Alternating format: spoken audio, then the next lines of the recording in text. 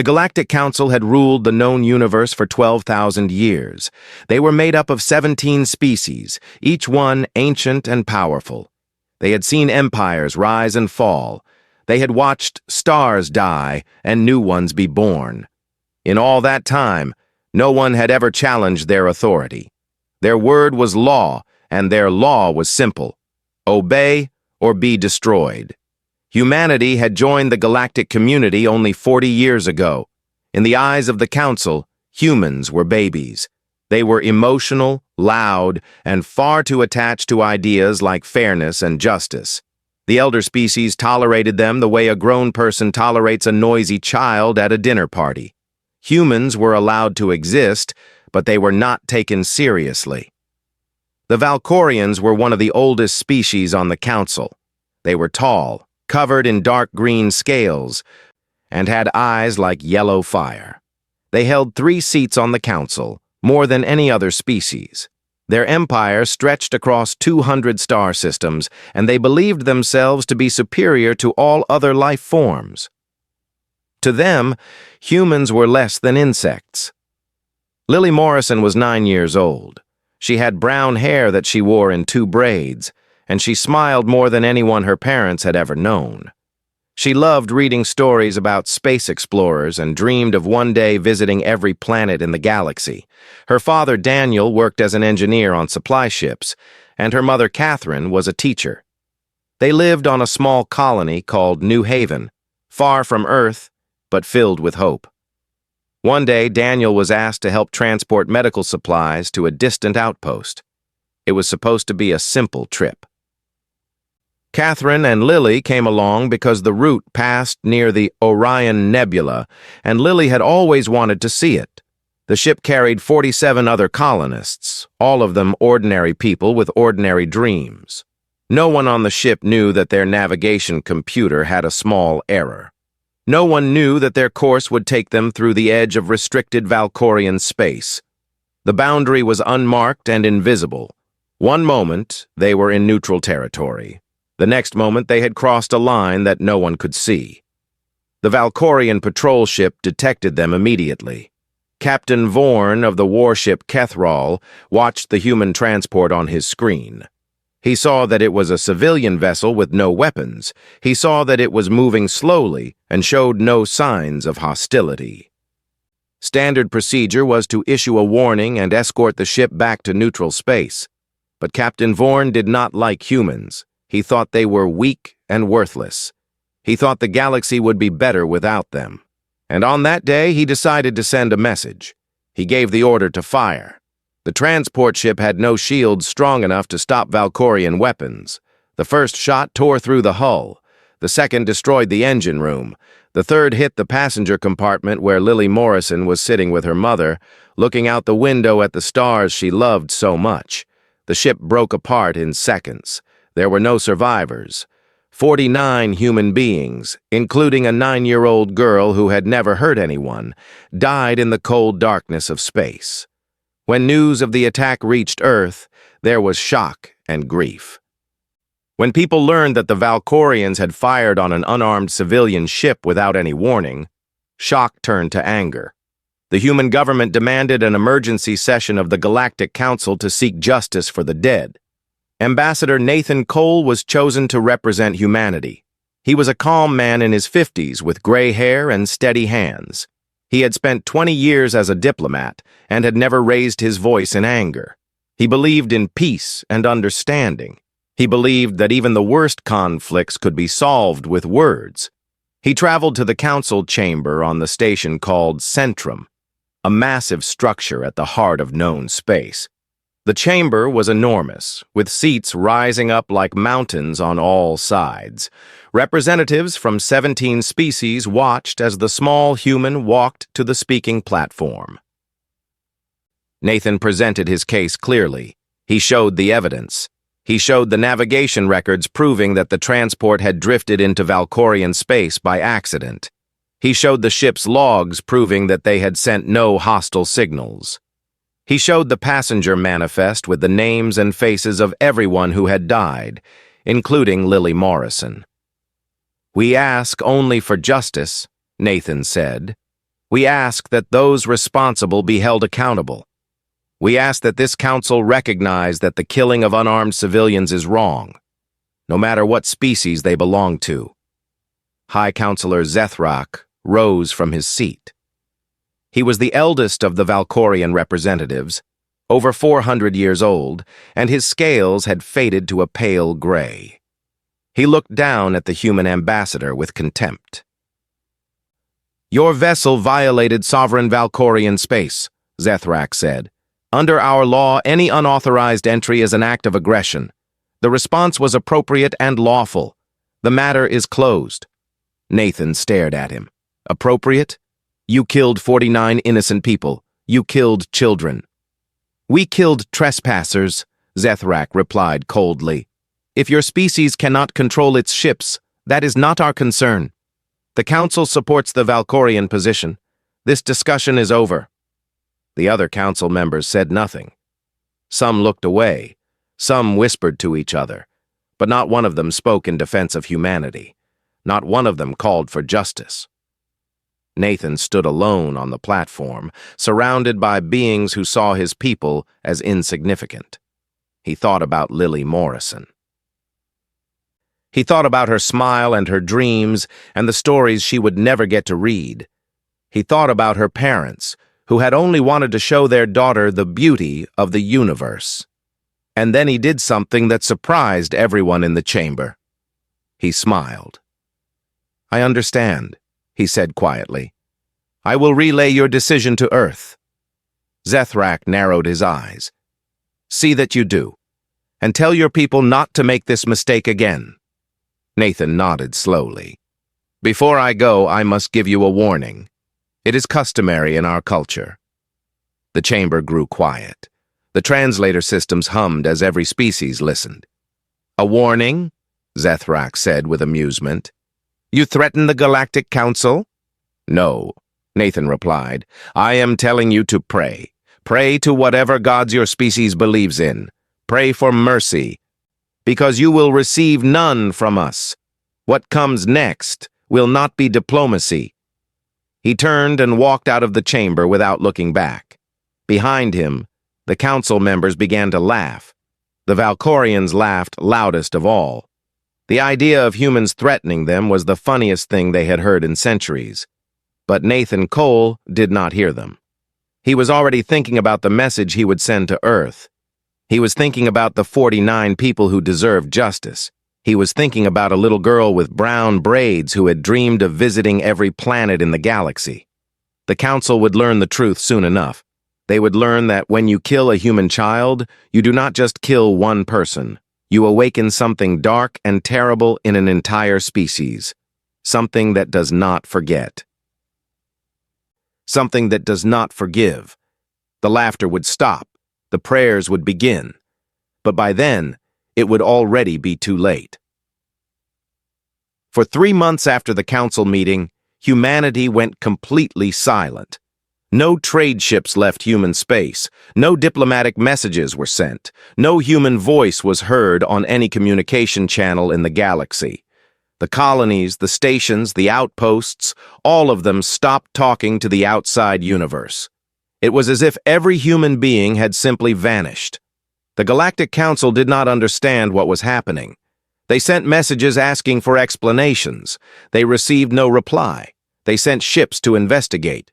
The ships found human borders closed and guarded by weapons platforms that had not been there before. The Council decided not to push further. They assumed humanity was sulking, hiding in shame after being humiliated. The Valkorians made jokes about it. In their drinking halls and military academies, they laughed about the weak humans who had run away crying. High Counselor HFY told anyone who would listen that this proved what he had always said. Humans were emotional children who could not handle the harsh realities of the universe. They would get over their grief eventually and return to being the quiet, obedient species they were meant to be. They were very, very wrong. Deep within human space, the largest military operation in history was taking shape. Admiral Christopher Hayes stood on the bridge of the command carrier Resolute, watching ships arrive from every corner of human territory. 200 warships, each one built in secret over the past 2 decades. 50,000 Marines, the finest soldiers humanity had ever trained, weapons and technologies that the galaxy had never seen. Humanity had always known that one day they would need to defend themselves. They had watched the older species carefully. They had studied their ships, their tactics, their weaknesses, and they had prepared for a day they hoped would never come. That day had arrived. Admiral Hayes was 60 years old, with a face like carved stone and eyes that had seen too much death. He had spent his entire life in the military, fighting small conflicts on distant colonies. But this was different. This was not about territory or resources. This was about something much more important. His executive officer, Commander Amanda Torres, approached with a data pad in her hand. She was 35, brilliant, and one of the finest tactical minds in the fleet. She had analyzed the Council forces 100 times, looking for any advantage. "The numbers are not good," she said honestly. "The Council has over 2,000 warships. Their technology is more advanced than ours in almost every way. Their shields are stronger, their weapons hit harder. If we meet them in a straight fight, we lose." Hayes nodded slowly. "And what did you conclude from this analysis?" Torres allowed herself a small smile. "That we should not meet them in a straight fight." "Exactly." Hayes turned to look at the fleet assembling before them. "The Council has been fighting wars for thousands of years. They have rules and traditions and honor codes. They fight wars the way their ancestors fought them, because those methods have always worked." He paused, his jaw tightening. "We are going to teach them that war is not about honor. It is not about rules.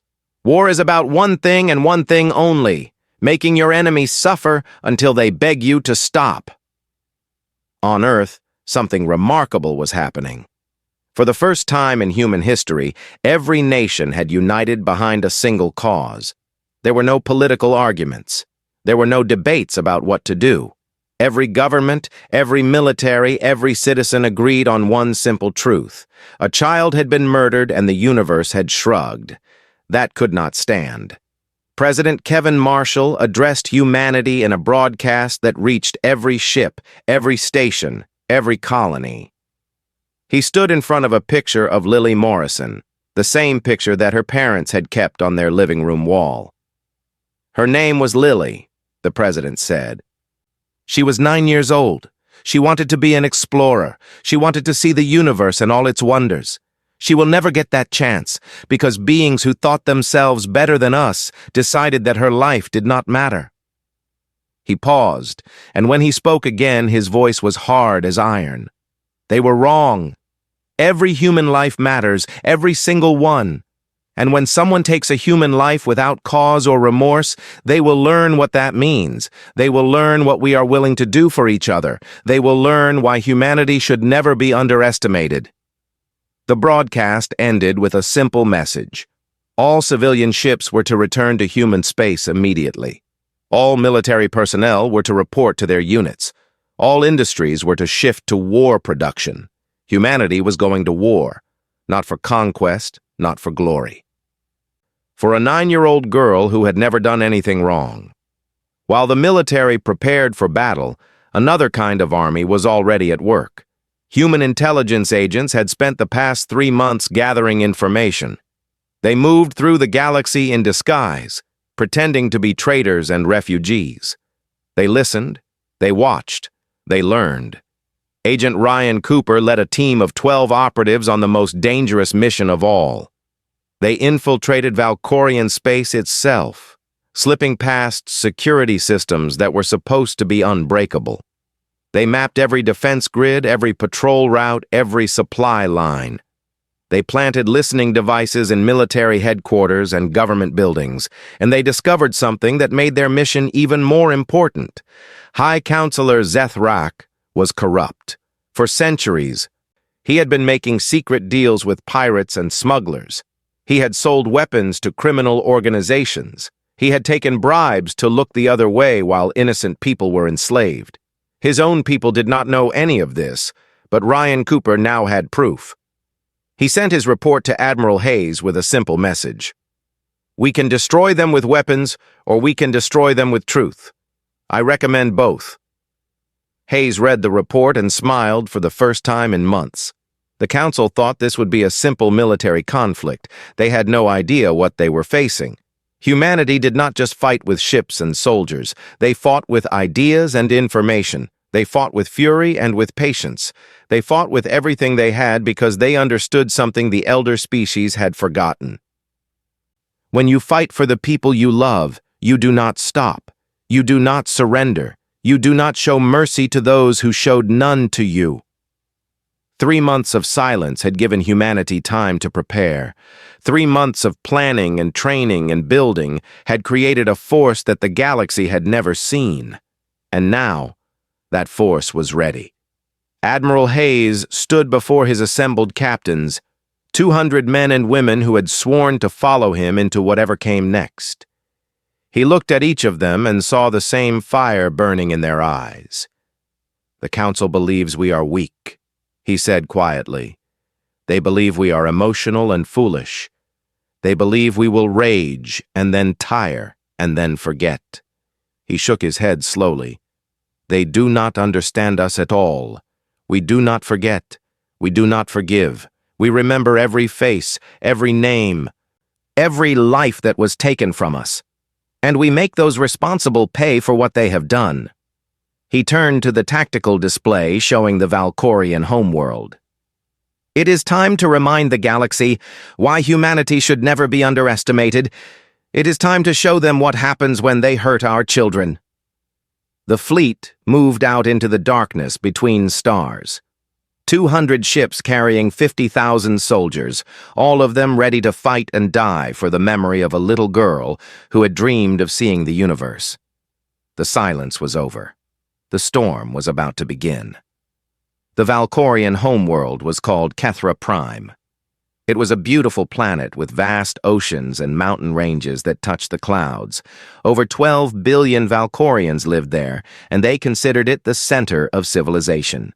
For 8,000 years, no enemy had ever reached their sky. Their orbital defense network was legendary, a ring of 300 weapon platforms and sensor stations that could detect and destroy any threat. Military experts across the galaxy agreed that attacking Kethra Prime was impossible. Humanity did it anyway. The attack began at 3 in the morning, Galactic Standard Time. Most of the planet was asleep.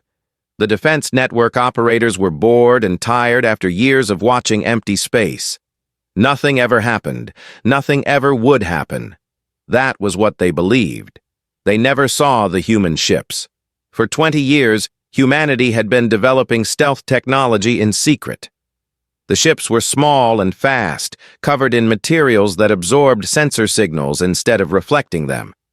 They moved through space like ghosts, invisible to every detection system the Valkorians had. 36 stealth ships had been drifting toward Kethra Prime for 2 weeks. They moved slowly, using minimal power, hiding in the shadows between planets. Their crews lived in cold and darkness, eating ration packs and sleeping in shifts. They did not complain. They knew what they were doing and why. Commander Lisa Grant led the stealth fleet from her ship, the Whisper. She was 42 years old with short black hair and a scar across her left cheek from a training accident years ago. She had volunteered for this mission because her younger sister had been friends with Lily Morrison. They had played together at the colony school on New Haven. Her sister was still alive, but the grief had changed her. She barely spoke anymore. She just stared at pictures of her friend and cried. Lisa was going to make sure that grief meant something. At exactly 3 in the morning, she gave the order. Every stealth ship fired simultaneously. Antimatter warheads streaked toward the defense platforms at speeds the Valkorians could not track. The first explosions lit up the night sky like new suns. Platform after platform disappeared in balls of fire that could be seen from the planet's surface. The Valkorian military scrambled to respond, but they were too slow. Their commanders could not understand what was happening. Their sensors showed no enemy ships. Their communications were jammed by frequencies they had never encountered before. All they could do was watch as their legendary defense network collapsed in 7 minutes.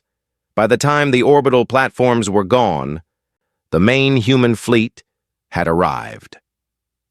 Admiral Hayes brought the Resolute out of faster-than-light travel directly above the Valkorian capital city. 199 other warships emerged beside him, forming a wall of metal and weapons that blocked out the stars. For the first time in 8,000 years, an enemy fleet hung over Kethra Prime. The Admiral activated a communication channel that reached every screen on the planet.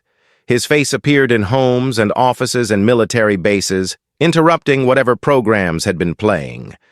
12 billion Valkorians stared at the human who had done the impossible. "My name is Admiral Christopher Hayes of the United Earth Navy," he said in a calm and steady voice. 49 humans died 3 months ago when your patrol ships attacked an unarmed civilian transport.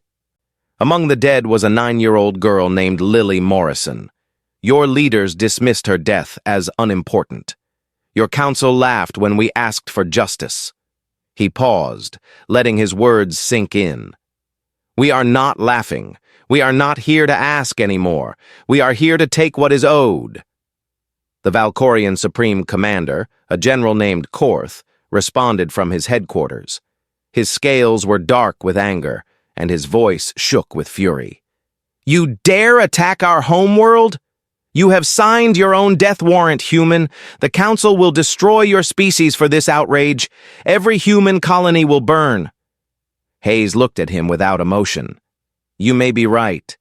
But before that happens, I am going to give you one chance more than you gave us.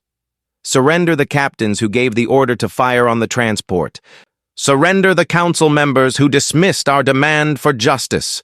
Do this within 1 hour and we will leave. Refuse, and I will show your people what humanity does to those who harm our children.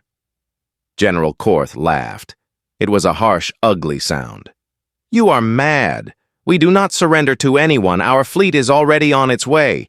You will be dead within hours. Perhaps, Hayes agreed, but you will not live to see it. 59 minutes. The communication ended. Hayes turned to Commander Torres, who was monitoring the tactical display. Enemy reinforcements were indeed coming. Dozens of warships from nearby systems converging on Kethra Prime. If they arrived before humanity finished its mission, the battle would become much more difficult. How long until the Valkorian fleet reaches us? Hayes asked. 3 hours at their current speed, Torres replied. We have time. Good. Begin the next phase. The hour passed slowly. On the planet below, the Valkorian government debated what to do. Some wanted to surrender the officers responsible, arguing that it was not worth losing their world over the deaths of a few humans. Others refused to show any weakness, insisting that the council would save them. General Korth was firmly in the second group. He had built his career on the belief that Valkorians were superior to all other species. Surrendering to humans was unthinkable. It would destroy everything he believed in. At the 59-minute mark, Admiral Hayes contacted the planet again. Your answer?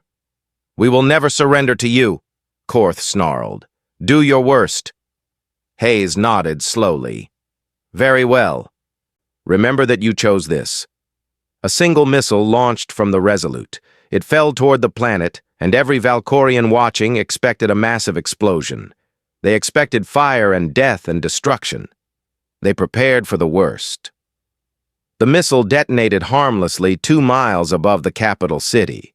Instead of a nuclear blast, it released millions of small papers that floated down like snow on a winter day. The papers drifted across the city, landing on streets and rooftops and in the hands of confused citizens. Every paper showed the same image. A small human girl with brown hair in 2 braids, smiling brightly on what appeared to be her birthday. She was holding a stuffed animal and looking at the camera with pure joy in her eyes. Beneath the picture were two words in the Valkorian language: "Remember her." For a long moment, nothing happened. The Valkorians stared at the pictures, not understanding what they meant. Then the sky began to burn. The human fleet opened fire on every military target on the planet. Defense bases exploded. Weapons factories collapsed. Shipyards that had built warships for centuries vanished in balls of flame. The targeting was precise and merciless. Civilian areas were untouched, but anything connected to the military was destroyed. General Korth watched from his headquarters as his planet's military might was erased in minutes. He screamed orders that no one could follow. He demanded reinforcements that would arrive too late. He could not believe what was happening. On the bridge of the Resolute, Admiral Hayes watched the destruction with no satisfaction. This was not about revenge, it was about sending a message. It was about making sure that no one in the galaxy would ever again think that human lives did not matter. He looked at the picture of Lily Morrison that he kept in his pocket. He had promised her parents that their daughter would not be forgotten. He intended to keep that promise. Phase 1 complete, Commander Torres reported. Military targets destroyed. Civilian casualties near zero. Hayes nodded. Good. Move to Phase 2. We are not done yet. The real work was about to begin. The Valkorians had lost their weapons. Now they were going to lose something even more important: their pride. The Galactic Council had never faced an enemy like humanity before. In 12,000 years of galactic history, wars had been fought for logical reasons. Species fought for planets. They fought for resources. They fought for trade routes and strategic positions. When one side was clearly losing, they surrendered. When one side was clearly winning, they accepted the surrender.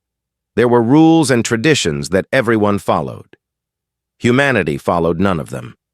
The attack on Kethra Prime sent shockwaves through the galaxy. No one had believed it was possible. The Valkorian defense network was supposed to be unbreakable. The planet was supposed to be untouchable. And yet a species that had been in space for less than a century had destroyed it in one night. The Valkorian military tried to fight back. They sent their remaining fleet to intercept the human ships. The battle lasted 6 hours. When it was over, every Valkorian warship was either destroyed or captured. The humans did not lose a single vessel. Admiral Hayes had studied Valkorian tactics for years. He knew how they fought, he knew what they expected, and he used that knowledge against them. While the Valkorians were trying to arrange their ships in traditional battle formations, the humans struck from directions they never anticipated. While the Valkorians were following their ancient combat protocols, the humans did whatever was necessary to win. War was not a game to humanity. It was a terrible necessity, and they intended to end it as quickly as possible. Within 2 weeks, every Valkorian colony had fallen. Their military was shattered. Their economy was collapsing. The once proud empire that had dominated a quarter of the galaxy was brought to its knees by a species they had called insignificant, but humanity did not stop there. Agent Ryan Cooper and his team had gathered enough evidence to destroy High Counselor Zethrak. They had recordings of him meeting with pirates. They had documents showing bribes and illegal weapons sales. They had proof that he had ordered the deaths of his own political rivals over the centuries. His hands were covered in blood, not just human blood, but the blood of thousands of his own people. This evidence was broadcast across the entire galaxy. Every species saw the truth about the leader who had laughed at humanity's request for justice. They saw that he was not a wise elder protecting the peace. He was a corrupt criminal who had gotten away with his crimes because no one had ever dared to challenge him. The Valkorian people were horrified. They had trusted Zethrak for generations. Learning the truth about him shook them to their core. Zethrak was removed from the council within days. His own government turned against him, stripping him of his titles and power. He would spend the rest of his long life in exile on a barren moon, alone and forgotten. But the council itself was still standing, and they were afraid. They had seen what humanity could do to the Valkorians. They were terrified of being next. So they did what they had done for thousands of years when faced with a threat. They assembled the largest combined fleet in galactic history. Over 2,000 warships from 12 different species gathered at a point called the Nexus, a strategic location between human space and the core worlds of the Council. The fleet was commanded by Admiral Veth of the Torani, a species known for their brilliant military minds.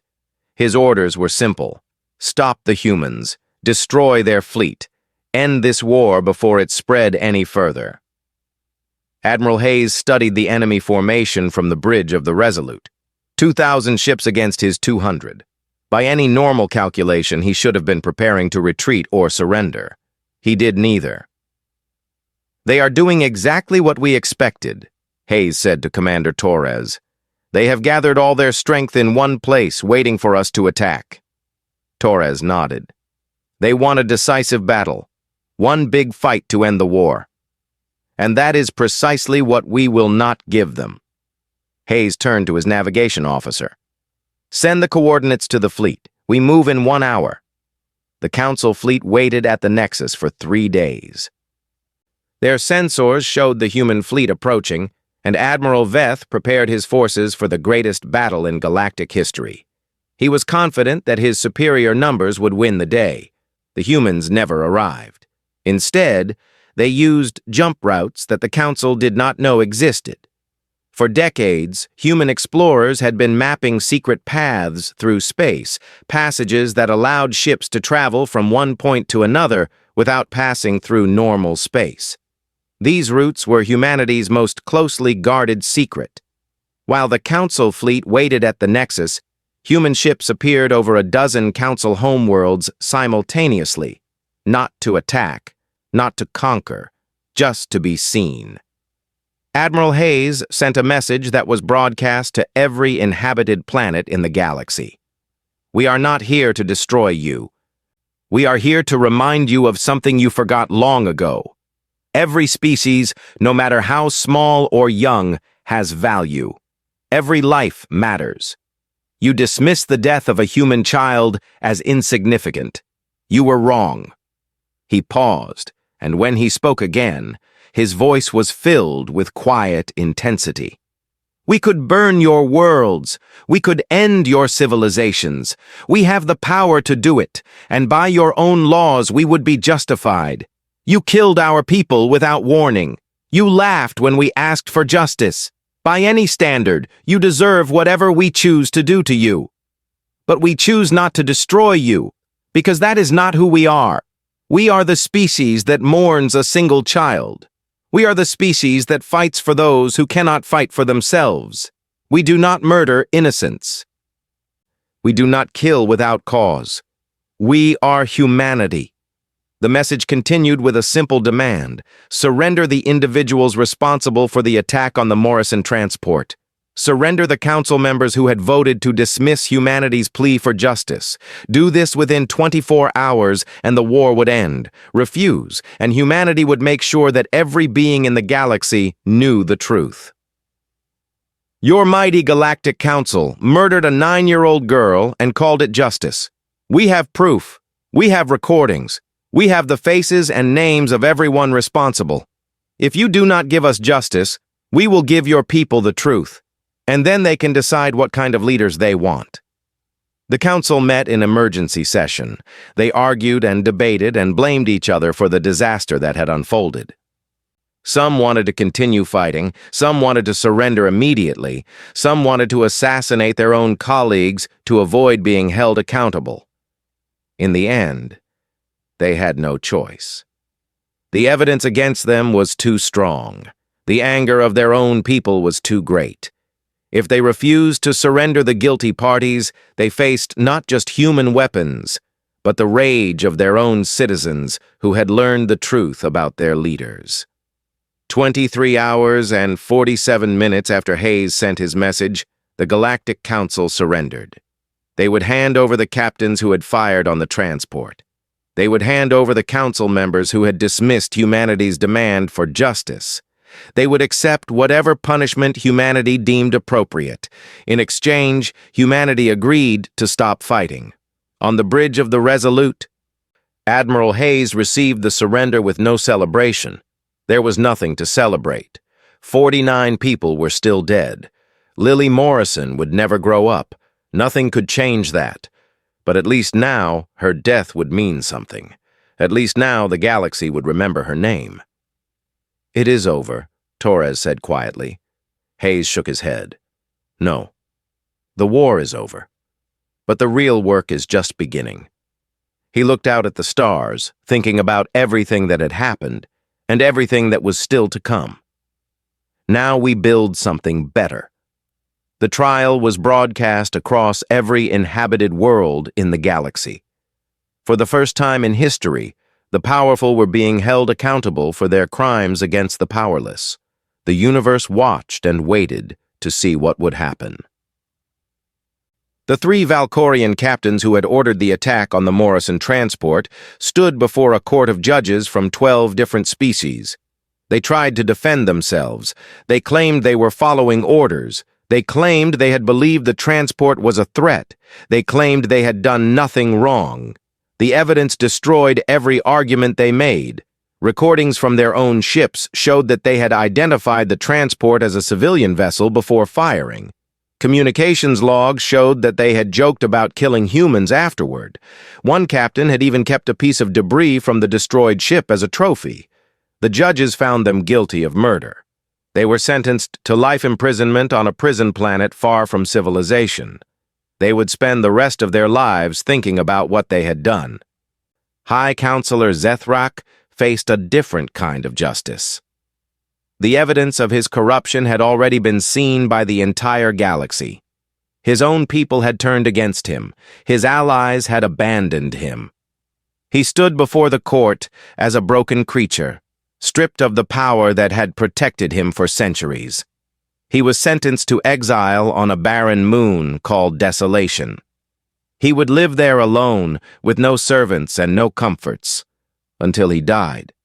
For a being who had lived in luxury and commanded respect for 400 years, this was worse than death.